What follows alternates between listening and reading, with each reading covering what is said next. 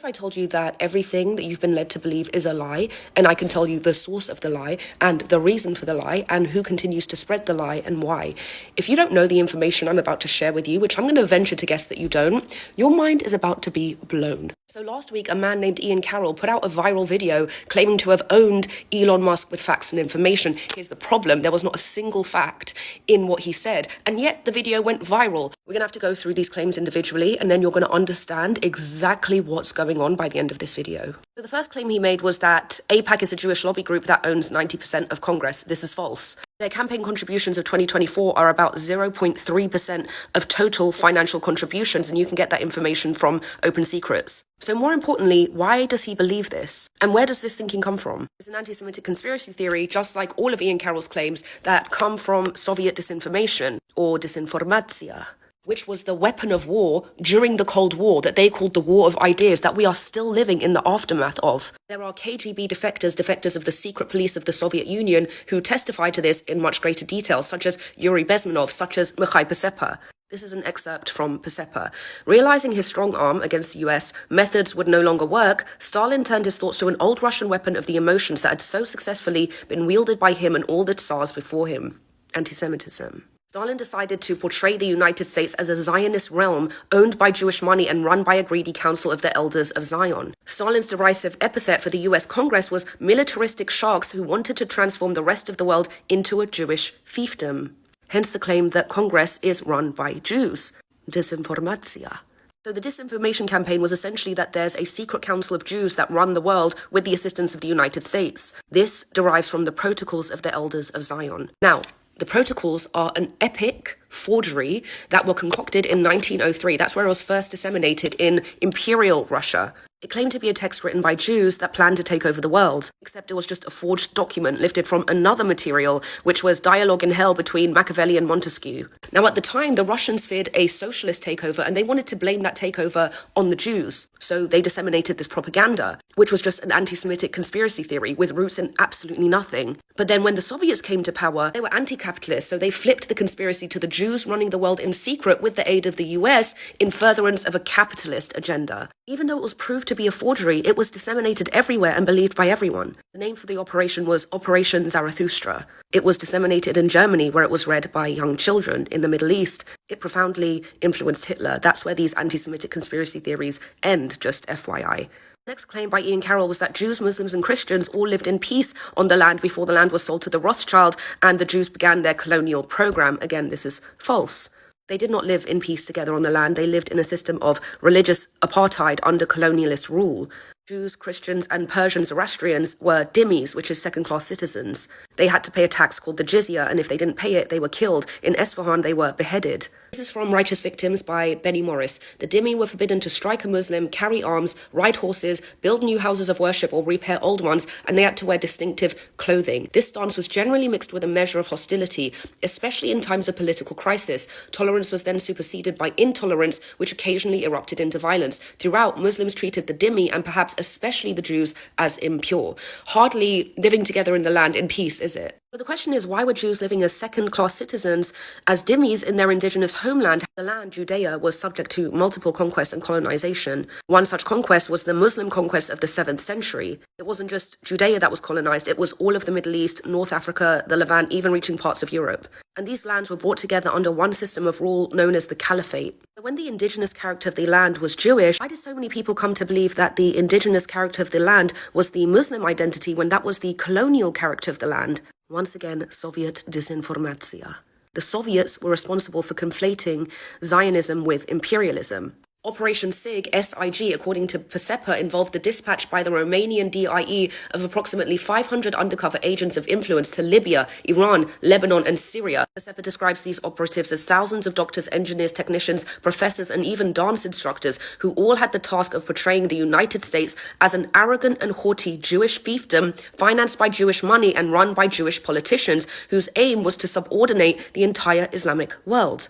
So what they did is that they riled up the Islamic world, not just the Islamic world, but third world nations against Zionism, conflating Zionism with imperialism. It drew parallels between third world nations and their history of colonization, hitting that emotional target to convince them that this is exactly what the Zionists were doing. Now, how did they turn this around? Jews were being exterminated from everywhere, from Europe, from the Middle East, from North Africa, and so their return to the land was initially framed as a liberation movement.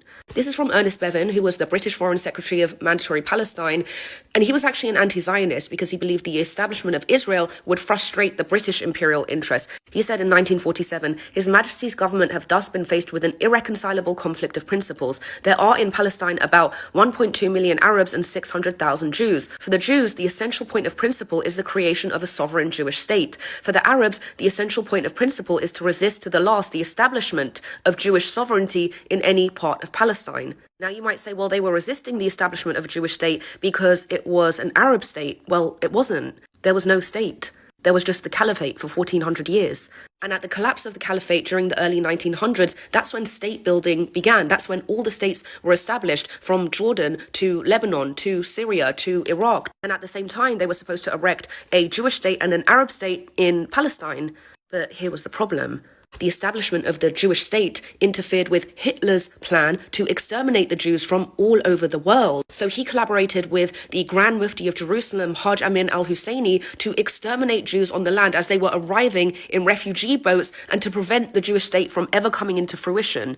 But this liberation movement of the Jews was reframed by the Soviets as being an imperialist movement, whereas the intent to destroy the Jewish state, the Soviets taught Yasser Arafat to reframe that instead as a liberation movement.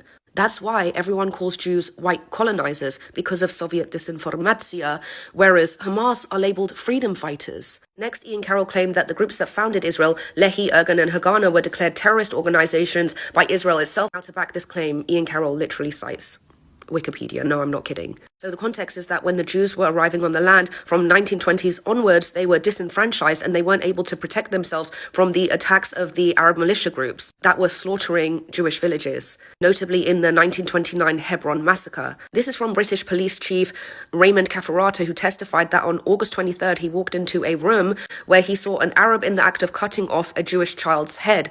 And behind that child was a woman that was smothered in blood, with a man that he recognized as an Arab police constable standing over the woman with a dagger. The riots reached Tel Aviv and Haifa on August 25th and Safad on August 29th. Jews of their villages were being slaughtered by thousands of Arab militias. The Yishuv, which were the Jewish community of the land, were shocked by the Brits' failure to protect. Benny Morris writes that the result of the Hebron massacre was the Yishuv realized that they needed a powerful militia. That's when some of the Haganah officers branched off to create a breakaway group, Irgun, and then later Lehi. But the main military force was Haganah, and that was not an offensive force, it was a defensive force.